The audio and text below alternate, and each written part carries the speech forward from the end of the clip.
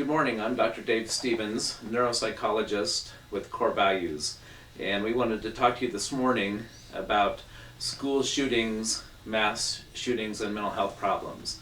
And the big thing we want to emphasize is that these recent shootings are not gun problems, but they're mental health problems. But there's also some confusion about that.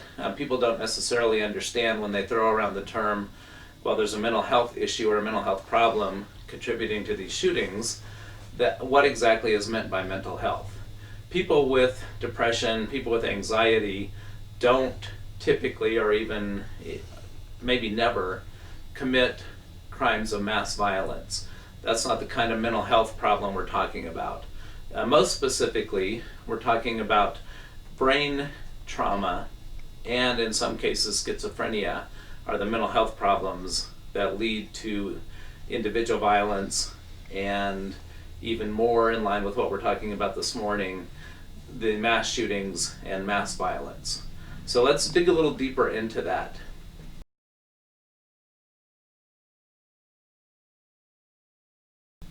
People with histories of traumatic brain injury or concussions often have what we call interpretive problems that lead them to harbor a high amount of anger, also lead them to lose control of their impulses, lead to impaired judgment, which are really the three things that cause mass violence or even violence in individual cases. So it's very important to be able to detect these problems in advance of somebody acting on them or in advance of somebody experiencing continuous or frequent or repetitive head injuries, which ultimately can lead into the loss of behavioral control that ends in tragedy, such as we've seen in Florida and in other places recently.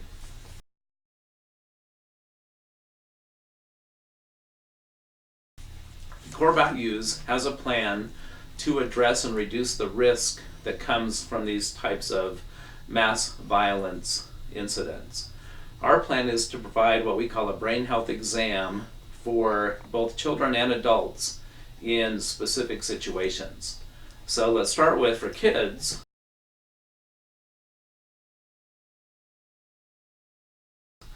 we are proposing that a school who has suspended a kid, expelled a kid, and particularly for aggressive or violent behavior, have them complete a brain health exam. At that time, we can identify if there's serious mental illness such as schizophrenia and also any history of concussion or traumatic brain injury that's resulting in early aggression and violence that could escalate into more serious mass violence.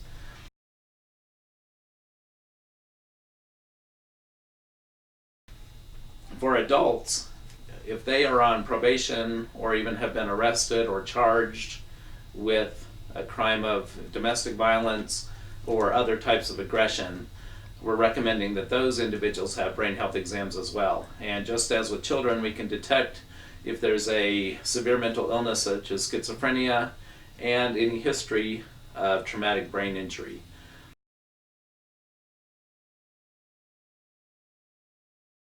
Then, once that brain health exam is completed, if we identify that this is a person at risk or even just a person that has a history of injury, we can provide treatment that will help eliminate the interpretive problem and dysfunction, as well as greatly reduce risk of future violent behavior towards a family member or on a larger scale towards some public entity such as a school or a church or a concert, again, as we've seen in the last couple of years.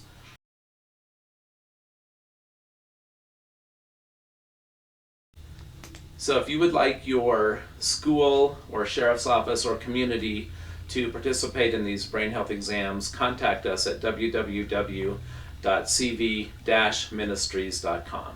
Thank you.